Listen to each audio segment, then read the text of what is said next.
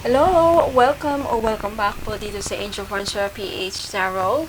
Aries, Sun, Moon, Rising, and Venus placements. Kamusta po kayong lahat?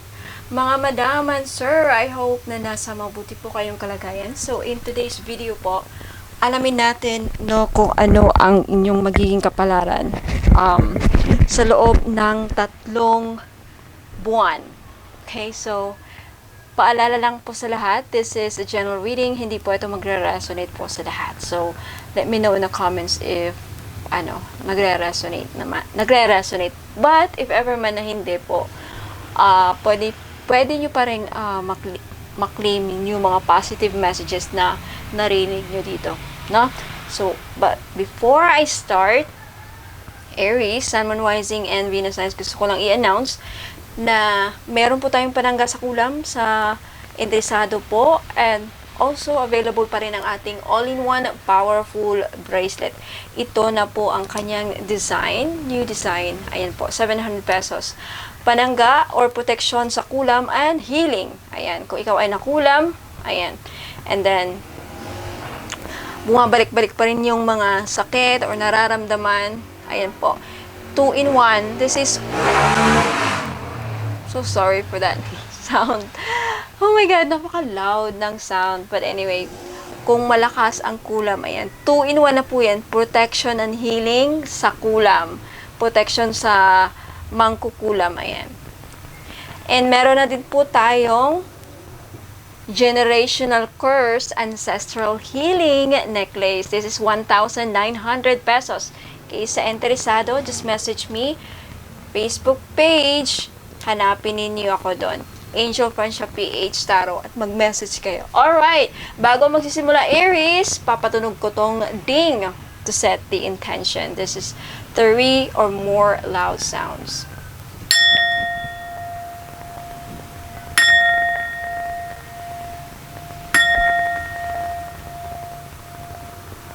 Ayan! Okay, so Aries, tignan natin kung ano ang magiging kapalaran ng ating Aries sa loob ng 3 buwan. Spirit guides and angels, ano ang magiging kapalaran ng ating Aries? Aries placements, Sun, Moon, Rising, and Venus placements sa loob ng 3 buwan simula ngayon. Okay, simula sa araw na napanood nyo ito. Okay. Ooh, crossing bridges. It's time for healing, connecting, mending, and releasing. Oh, sa loob ng 3 buwan, may pag-aayos sa pamilya, may magko-connect, may magkakaroon ng parang bridge, okay, na magdudugtong-dugtong. Alam mo yun, yung parang, I really do feel that this is about your connection with family, relatives, friends. Your connection with people. There is healing in that area. Okay? And mending. This is mending a broken heart. Okay? And I feel like a lot of you Aries, you are heading towards a new path, a new place. See, you're coming from this place, you're heading towards a new life. Full of adventure. Na?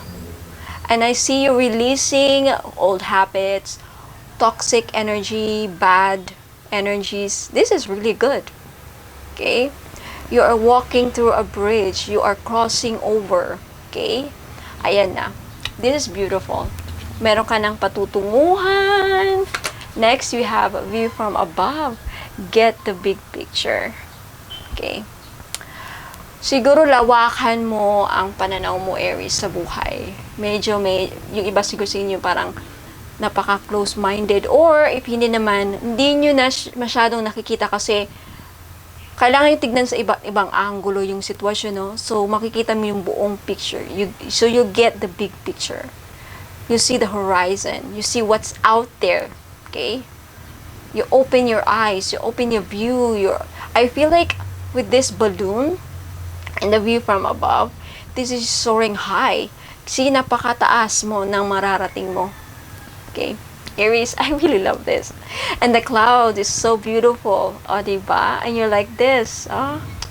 Maybe someday you are traveling, and then, alam mo yung sasakay sa balloon na ganyan. Oh, diba? Sa ibang bansa.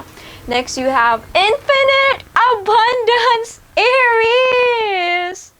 3, sa loob ng 3 buwan, abundance is pouring into your life. If I were you, I claim this. I'm an Aries rising, so I claim this. Claim na natin to, Aries. I love your reading. I love your reading. See? Lahat masaya, abunado. You're harvesting your rewards, reaping the rewards. See? Maybe you have a farm. Maybe you are starting your business. Maybe this is your online store. The projects that you've created, your investments. Ayan, magbubunga na mga investments mo. Something like that. Infinite abundance. Infinite meaning unlimited. Oh my God. I love this for you, Aries. O, diba? Oh my God, ang ganda ng pasok ng ating Aries. Next, ano pa? Okay, umpisa pa lang yan, Aries. Alright. Ano pa? Spirit guides. Tatlong tea leaf. Tatlong tea leaf para sa ating Aries. Okay, kukunin ko yan. Alright. Aries.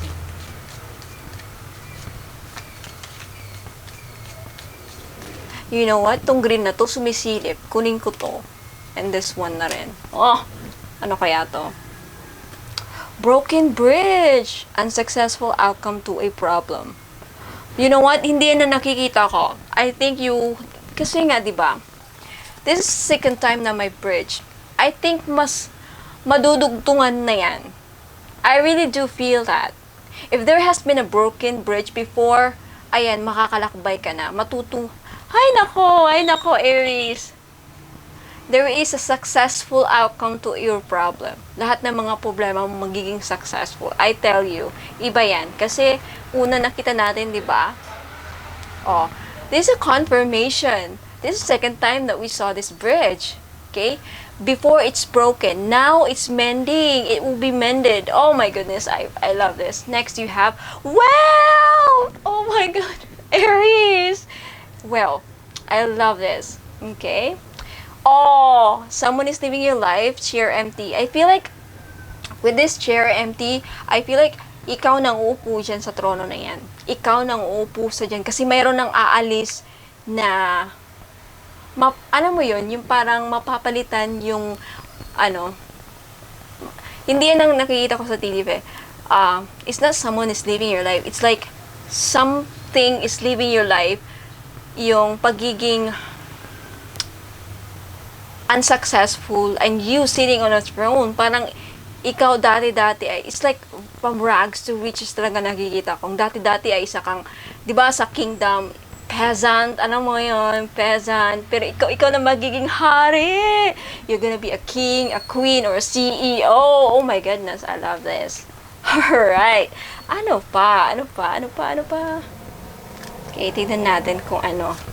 Any more messages for our Aries, Sun, Moon, Rising, and Venus signs? Spirit guides and angels. Any more messages, please? Romance, sa loob ng 3 buwan, may magpaparamdam. Romance is in the air. Oh my goodness. There has something to do with children. Answered prayer! Oh my goodness. Aries. Yung mga katanungan mo, mga dinadasal mo. Okay. Ayan na. Answered prayer.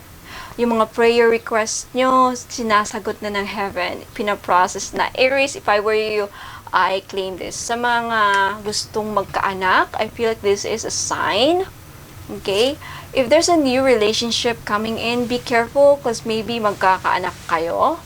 Ayun no, dalawang magiging anak nyo. I don't know. Not really sure. But who knows? Maybe itong sinasabi ng mga baraha.